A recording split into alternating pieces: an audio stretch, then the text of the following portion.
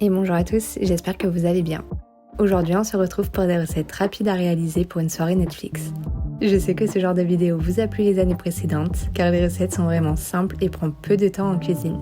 Alors j'en ai sélectionné quelques-unes que j'ai trouvées sur Instagram et j'espère que ça vous plaira.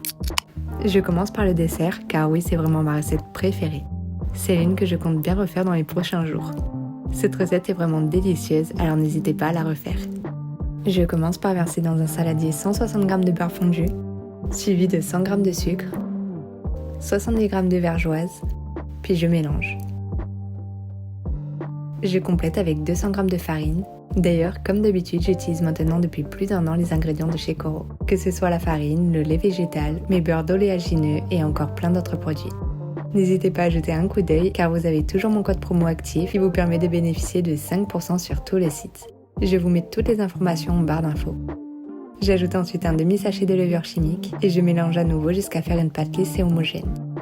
Je dispose ma pâte dans un moule carré ou rectangulaire, puis à l'aide d'une spatule, je la mets bien à plat. J'enfonce 8 bâtonnets Kinder Maxi et je les recouvre d'un peu de pâte. J'enfourne ensuite entre 20 à 25 minutes à 170 degrés chaleur tournante. Dès la cuisson terminée, j'éparpille quelques morceaux de Kinder au-dessus et je laisse refroidir légèrement le gâteau avant de le servir. La recette est terminée. C'est vraiment un coup de cœur. Je le coupe en petits carrés. D'ailleurs, sachez que vous pouvez retrouver tout ce que j'utilise en cuisine en barre d'infos. Je vous avais tout détaillé sur mon blog.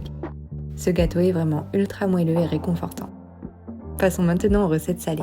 Je vais vous montrer comment je réalise ces petites pizzas bombes de mozzarella. Personnellement, j'utilise déjà une pâte à pizza prête à l'emploi, mais vous pouvez très bien la préparer vous-même si vous avez du temps. J'ai opté pour une pâte à pizza épaisse car je la trouve nettement meilleure. Je la découpe en 12 carrés, puis je verse l'équivalent d'une cuillère à soupe de sauce tomate sur chacun. Je l'étale à l'aide d'une cuillère, puis je parsème d'un peu d'origan, de sel et de poivre. Il ne me reste plus qu'à mettre quelques boules aux morceaux de mozzarella et je referme chacune d'entre elles de cette manière. Je rabats les côtés vers le haut, puis je pince afin de nouer ma boule. Je les dispose sur une plaque recouverte de papier cuisson et je badigeonne à nouveau de sauce tomate au-dessus. Je parsème d'origan et j'enfourne pour 20 minutes à 180 degrés chaleur tournante. N'hésitez pas à jeter un coup d'œil pour éviter qu'elle ne soit trop cuite. Pour la suite, c'est optionnel, mais je rajoute un peu de basilic haché au-dessus pour donner de jolies couleurs et un meilleur goût. Et voilà la recette terminée, un vrai délice. Regardez ce cœur fondant de fromage. Vous pouvez éventuellement rajouter des petits morceaux de chorizo ou de jambon ou même de champignons. Pour la recette suivante, ça sera des petits feuilletés mozzarella et bacon. Pour ça, j'utilise 2 pâtes feuilletées rectangulaires prêtes à l'emploi. Je dispose par-dessus environ 100 g de mozzarella râpé, puis je superpose de ma deuxième pâte feuilletée rectangulaire. Je pince à l'aide de mes doigts tout le tour, puis avec un rouleau pâtissier, j'écrase légèrement le tout. Je coupe des bandes d'environ 2 cm d'épaisseur et je les plie en deux. Je les enroule d'une tranche de bacon chacune, et pour une version sans bacon, vous pouvez simplement les torsader de cette manière. Je les cuis 13 à 15 minutes à 180 degrés chaleur tournante et le tour est joué. Vous pouvez éventuellement rajouter du persil haché par-dessus et les petits feuilletés sont enfin prêts à être servis. Encore une recette vraiment excellente. Je vais maintenant vous présenter la recette des petites pizzas façon feuilletée. Une recette très légère que vous devez absolument tester. Pour ça, j'utilise une pâte feuilletée ronde que je coupe en 4 par le milieu. Je dispose le reste de sauce tomate sur chacun, puis je l'étale à l'aide d'une cuillère. Je rajoute du sel, du poivre, un peu d'origan et je replie les côtés de chacune.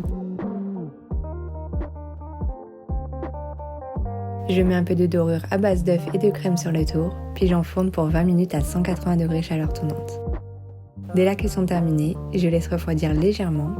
J'ajoute ensuite une petite poignée de roquettes sur chacune. Je dispose de tranches de jambon de Parme, ainsi qu'une cuillère à café de burrata. Vous pouvez éventuellement rajouter du parmesan râpé et la recette est terminée. Vraiment très léger à déguster et super bon. Je vous la recommande à 100%. Pour la suite, ce sont des petits toasts de camembert, jambon cru et miel. Je coupe en deux par la longueur du pain céréales complet, puis j'étale du beurre. J'ajoute de l'ail finement haché, puis j'étale le tout sur la baguette.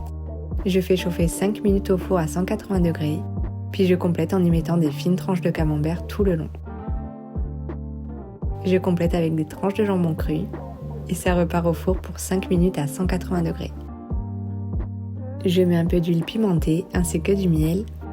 Je dispose quelques feuilles de basilic et la recette est terminée. Je découpe des petites parts et cette recette est à servir immédiatement. Elle est vraiment rapide à réaliser et je vous recommande également à 100%. Pour la toute dernière recette, ça sera une flamencuche façon tarte. Pour ça, je dispose dans un moule à tarte une pâte feuilletée, puis je la pique avec une fourchette. Je mets un peu de crème fraîche épaisse à l'intérieur,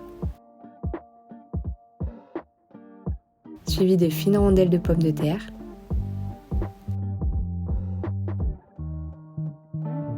Je sale, je poivre, je complète avec un demi-oignon coupé en cubes, quelques dés de bacon, puis ça part au four pour 30 minutes à 180 degrés. Dès la cuisson terminée, je rajoute quelques poignées d'emmental râpé et ça repart au four pour gratiner 5 minutes. Et voilà la recette terminée. C'est vraiment un régal. C'est la fin de cette vidéo, j'espère qu'elle vous aura plu. En tout cas, n'hésitez pas à mettre le pouce bleu et à vous abonner pour suivre toutes mes vidéos. En attendant, je vous fais des bisous.